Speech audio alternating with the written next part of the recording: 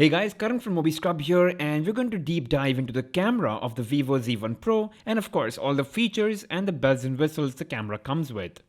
You get a triple AI camera setup at the back, which is a combination of 16 megapixel primary lens, an 8 megapixel super wide lens, and a 2 megapixel bokeh lens.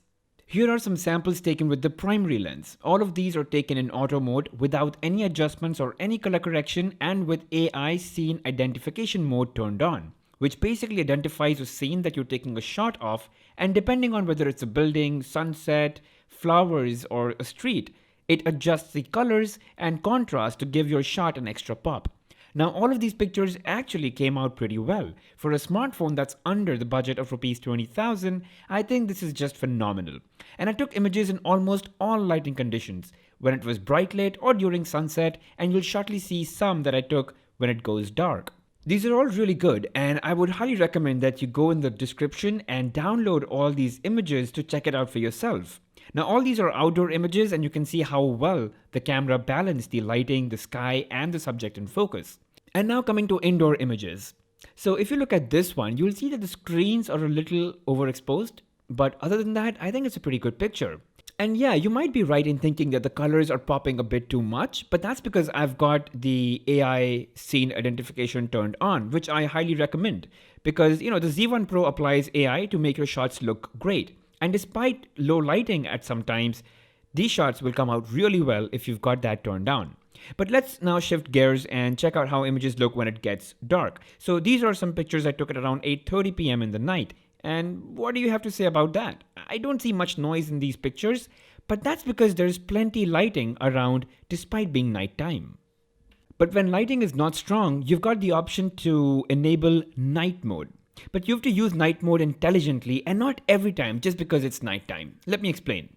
This picture is without night mode. Check the grill, the blue stones on the left, and the sky. You can clearly see the noise in the sky, and now here you go. This is with night mode. The sky is so much better, the grill is so much better defined, and the stones too. In this picture, check out the difference in the sky and the readability of exit. You'll know the difference. Now here's an example where night mode didn't work out too well. And even in this one, the ambient lighting is good enough, so night mode has nothing much to do. But over here, just look at how you can read Epicurea on the right image, and you really can't make out much on the left one. So night mode, you've got to be a bit intelligent about how you use it. And now let's talk about the ultra wide mode, which you can enable by just tapping that one button. This gets you a 120-degree field of view and allows you to capture a more cinematic shot with more view in the same frame. So here's something I took with the regular lens, and when I switched to the ultra wide, boom. Just look at how much more you can fill in the same frame. Another example. So this is what I took again with the regular lens, the 16 megapixel lens, and this is what I took with the ultra wide lens using the ultra wide mode. So if you've got a big open view in front of you and you want to capture it, just go into the ultra wide mode and it's just going to be so much better. Yeah, but do note that the ultra wide pictures are slightly lower in quality because that's an 8 megapixel lens. But if you're looking at it on your phone, it's actually not going to make much of a difference. But the difference is just so much. Also, you don't have to stick to landscape mode.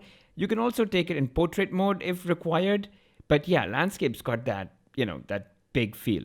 And the great part is that the Z1 Pro allows you to shoot videos in ultra-wide mode. The OnePlus could not do it. I don't know why. They're probably working on an update to give it to you, but the Z1 Pro has it right out of the box. And it can make a lot of difference. So here's a full HD video shot at 30 frames per second in regular mode using your regular lens. But if you were to switch to ultra-wide, that's what you get. So you can clearly see the difference. It's a bit shaky because it's a little too windy right now, but otherwise, if you've got like a landscape, this is just perfect.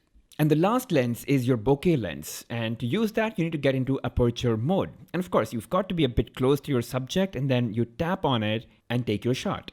And you can see how those pictures have come out. The background is so beautifully blurred. I love it. In fact, after you've taken the picture in aperture mode, you can go into gallery and you can set the level of blur and where you want the blur in the image. And that I think is a pretty neat feature. So let me just quickly show it to you how it's done. So open the gallery and then there's a button that says bokeh if you shot it in aperture mode. And now you can just tap anywhere on the screen in that image to shift focus. So wherever you tap, the focus shifts there. And now you can manipulate the strength of the blur of the background. So you can go really high or really low depending on how you want it. So I think it's a pretty cool feature. Additionally, you also get portrait light effects. So there are a couple of studio effects that you can apply to pictures of faces. And here are some samples that I took using the front-facing 32 megapixel camera. These filters are actually available for both primary and the front-facing camera. So the idea was to show how these filters look.